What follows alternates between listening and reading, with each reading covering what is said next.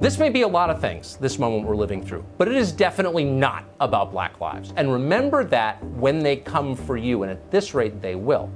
Anyone who's ever been subjected to the rage of the mob knows the feeling. It's like being swarmed by hornets. You cannot think clearly. And the temptation is to panic, but you can't panic. You've got to keep your head and tell the truth. Tell the truth. If you show weakness of any kind, they will crush you. The United States is the kindest, most open-minded place on the planet. The U.S. has done more for other people and received less in return than any nation in history by far. Ilhan Omar has an awful lot to be grateful for, but she isn't grateful, not at all. After everything America has done for Omar and for her family, she hates this country more than ever. In a recent piece in the Washington Post, the reporter put it this way, quote, "In Omar's version, America isn't the big-hearted country that saved her from a brutal war and a bleak refugee camp. It wasn't a meritocracy that helped her attend college or vaulted her into Congress. Instead, it was the country that had failed to live up to its founding ideals, a place that had disappointed her and so many immigrants, refugees, and minorities like her."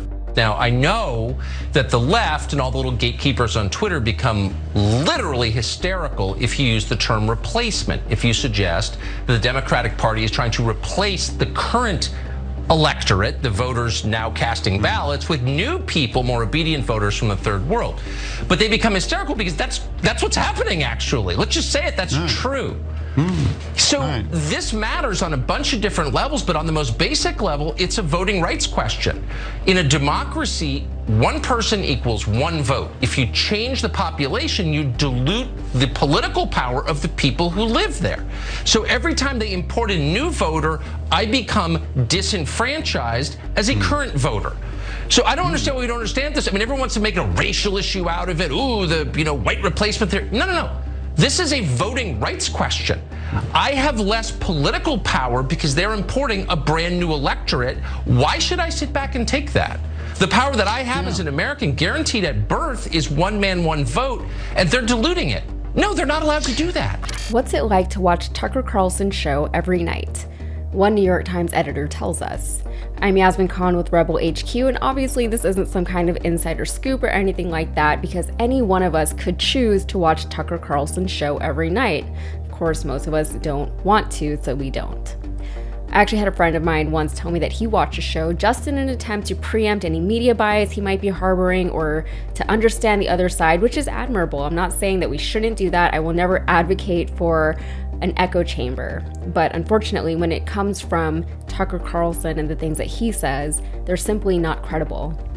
He lies to his audience, he deliberately misleads his viewers, and somehow he makes them feel smart for falling for it. How does he do this? Well, according to the New York Times, he does this by, quote, stoking white fear. Before we get into the article, though, I want to mention something that I heard back in 2020. It was a claim made by Dr. Robin DiAngelo, the author of White Fragility, and she said that white Americans self-isolate more than any other group of people. The reasons for this aren't really relevant to this conversation because what we're talking about is isolation itself, regardless of how or why it happens, but it is a thing. Vox also did a piece in 2018 about a related topic, and they cited a study that found that 83% of Trump supporters and 74% of all Republicans believed that foreign influence in American culture was a bad thing. For the past 5 years and more than 1,100 hours of TV, Carlson's ratings success has been built by weaponizing fears and grievances of his audience to create, quote, what may be the most racist show in the history of cable news. He's the highest rated cable show host in history. And it's also the most racist show in history. He has done something that no other host has ever done. And I'm not saying that lightly, it's a big claim, and I'll tell you what it's based on. Every night, that show teaches fear and loathing. He may claim to be a person who opposes racism and prejudice, but what the show tells you every night is to be afraid of people who are in the street asking for police officers to not shoot black people. Be afraid of Afghan refugees who helped us in the war, who are coming over here now. To be afraid of Dr. Fauci, and to be afraid of immigration in general, which he posits is part of a cabal, a plot to destroy Western civilization. And also, it's important to note that we're talking about white Americans and Republicans who are also Tucker Carlson viewers. On a Venn diagram, we're only talking about that middle section. These things are hard to talk about sometimes because you sort of have to generalize a bit to get your point across without issuing, a 1,000 disclaimers behind it. So no, not all white people, not all Republicans, and not even all Tucker Carlson viewers. So with that said, what are white Americans so afraid of that Tucker Carlson has been able to leverage their fear into viewership? Now, according to the New York Times piece and other studies on the topic, they're afraid of minority populations overtaking the majority. They're afraid of no longer being the status quo, and they're afraid of being othered the way the rest of us are.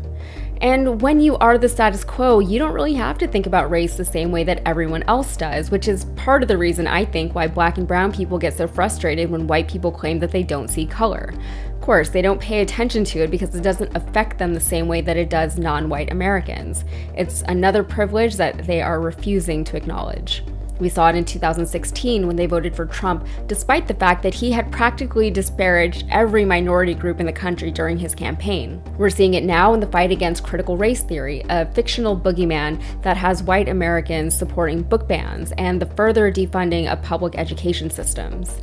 We also see dwindling support for Black lives and Black causes amongst white Americans, for example, which is another privilege. Black people don't get to stop caring about race-related issues because they're exhausted or over it. Anyway, the article talks about a lot of the things that we've discussed here on this channel, about his cherry-picking, his rhetorical questioning, and his mainstreaming of right-wing fringe conspiracy theories. I just had a conversation about exactly this maybe last week with somebody. It's been very frustrating, to put it lightly, to watch Tucker's ploy play out, especially with people within my own community. And I'm sure many of you can probably relate to this, but Fox viewers are hard to discuss things with because they're simply working with a different set of information from what the rest of us are. And I know we've talked about this before, but Fox News viewers tend to only watch Fox News. They're not reading this article in the New York Times, and they're certainly not watching this. Conversely, the things Tucker says, while they do get a lot of media attention from people like me, are still relatively safe from scrutiny and persecution because people like me don't watch the show regularly enough to fully grasp the impact the words have on an audience. We'll watch clips here and there, but I know personally I've never sat through an entire episode of a show. I can barely get through the clips anymore, but I do it for you, and I hope you appreciate me.